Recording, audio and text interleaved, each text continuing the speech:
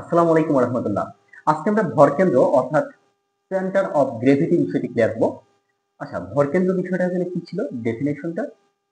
কোন একটা বস্তুর যে বিন্দুতে বস্তুর সমস্ত ভর সমগ্র ভর কেন্দ্রীভূত আছে ধরে নেওয়া হয় সেটি হচ্ছে ভরকেন্দ্র।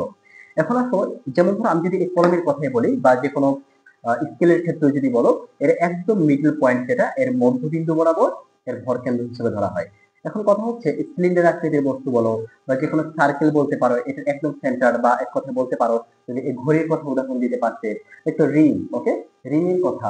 তাহলে এই রিং এর বা এক কথায় আমি যদি বৃত্তের কথাই বলি, বৃত্তের কেন্দ্রবিন্দু সেন্টার, তাহলে কেন্দ্রবিন্দুকে হচ্ছে বেসিক্যালি তার ভারকেন্দ্র হিসেবে ভরকেন্দ্র হিসেবে ধরতে পারি।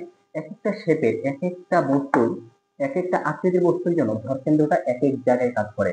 যেমন ধরা যাক, আমি যদি বলি একটা ত্রিভুজের কথা, একটা ত্রিভুজ ড্র করো, এই ত্রিভুজের ভরকেন্দ্রটা তাহলে কোথায় কাজ করবে?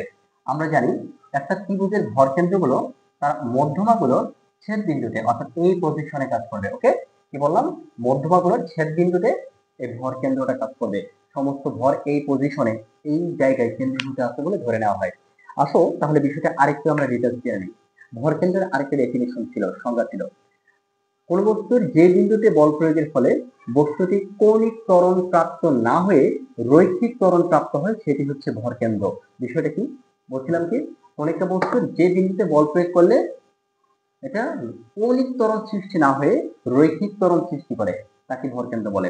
তাহলে এই যে লাইক এটা একটা বস্তু, এই বস্তুটার একদম মিডিল বরাবর, হ্যাঁ মাঝখানে এই বরাবর আমি ধরলাম এটা ভরকেন্দ্র। তাহলে এই বরাবর যদি অ্যাকচুয়ালি ভরকেন্দ্রটা হয়, তাহলে কি এই ভরকেন্দ্র বরাবর যদি আমি বল প্রয়োগ করি, তাহলে কি হবে? বস্তুটা যে রৈখিক বরাবর আমার কাছে চলে আসছে, তাই না?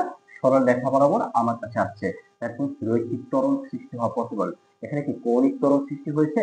না, কারণ আমি ভরকেন্দ্রে বল প্রয়োগ করেছি। আমি ধরে নিয়েছি মিডল পয়েন্ট ভরকেন্দ্র, ভরকেন্দ্র বিধায় এটি ভর কেন্দ্র বিধায় কি হয়েছে? বল প্রয়োগ করার কারণে রৈখিকভাবে আমার কাছে আসছে। এখন আসো, যদি আমি অন্য যে কোনো পয়েন্টে, অন্য যে কোনো বিন্দুতে ভরকেন্দ্র ছাড়া অন্য যে কোনো বিন্দুতে বল প্রয়োগ করি, তাহলে কি হবে? অবশ্যই সেখানে একটা কৌণিক ত্বরণ সৃষ্টি হবে।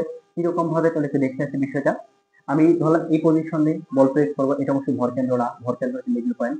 তাহলে ভরকেন্দ্র ছাড়া অন্য যে কোনো পয়েন্টে, অন্য যে কোনো বিন্দুতে বল প্রয়োগ করলে সেখানে থেকে কৌণিক ত্বরণ সৃষ্টি হবে। কিরকম? দেখো আমি বল প্রয়োগ করছি, খেয়াল করো। তাহলে দেখো এখানে কি একটি ঘূর্ণন সৃষ্টি হবে না? অবশ্যই একটা ঘূর্ণন সৃষ্টি হবে। তাহলে আমরা দেখতে পাচ্ছি যে কৌণিক ত্বরণ সৃষ্টি হয়েছে। তাহলে এই সংজ্ঞার সাথে রিলেট করতে পারলাম যে কি ভরকেন্দ্র হচ্ছে এমন একটা বিন্দু, যেই বিন্দু বরাবর বা যেই পয়েন্টে বল প্রয়োগ করলে বস্তুর রৈখিক ত্বরণ সৃষ্টি হবে, কৌণিক ত্বরণ সৃষ্টি হবে না। এটি হচ্ছে ভরকেন্দ্র। আশা করি ভরকেন্দ্রের বিষয়টি তোমরা এই এক্সপেরিমেন্টের মাধ্যমে বা এক কথায় এই শর্ট ক্লিপের মাধ্যমে, ভিডিওর মাধ্যমে অনেকটা ডিটেলস ক্লিয়ার হয়ে গেছো। তো এই ধরনের বিভিন্ন টিপস টেকনিক অ্যাপ্লাই করার মাধ্যমে বিভিন্ন টিউটোরিয়াল ভিডিও কন্টেন্ট নিয়ে আসবে ইনশাআল্লাহ আগামী দিনগুলোতে। সে পর্যন্ত সকলে সুস্থ থাকবে, ভালো থাকবে। আল্লাহ হাফেজ।